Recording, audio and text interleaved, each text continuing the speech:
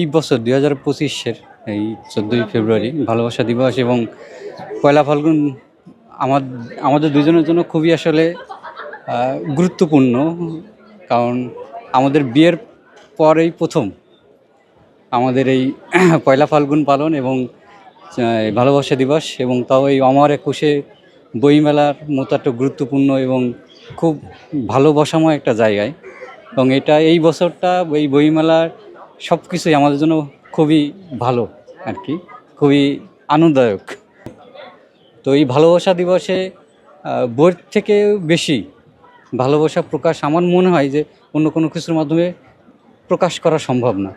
সেই জন্যই আমরা আসলে বইমেলাতেই আসছি, যে বইয়ের মাধ্যমে যেভাবে ভালোবাসা প্রকাশ করা সম্ভব এটা অন্য কোনো কিছুর মাধ্যমে সম্ভব না। সেই জন্যই বইমেলাতে আসা আমাদের।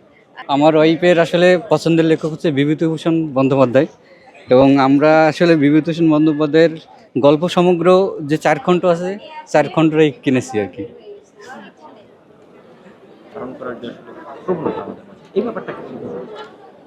আসলে পয়লা ফাল্গুন আমাদের বাঙালির ঐতিহ্য, এটা আমার মনে হয় না যে পাশ্চাত্যের কোনো সেজন্য বাঙালির যেহেতু পয়লা ফাল্গুন আমাদের বাঙালির ঐতিহ্য, আমরা এটা পালন করবো ব্যাজে বাঙালি হিসাবে, এবং এটা আমাদের ঐতিহ্য, আমাদের গর্ব।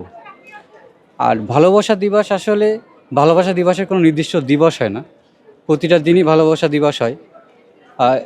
এই দিনটা সবাই অন্যভাবে পালন করে, সারা পৃথিবীব্যাপী পালন করা হয় বলে আমরা পালন করি। কিন্তু আসলে ভালোবাসা দিবস আমাদের জন্য মুখ্য দিবস না, কারণ আমাদের প্রতিদিনই ভালোবাসা দিবস, ওটাকেই আমরা মুখ্য হিসেবে এখানে আসি নাই।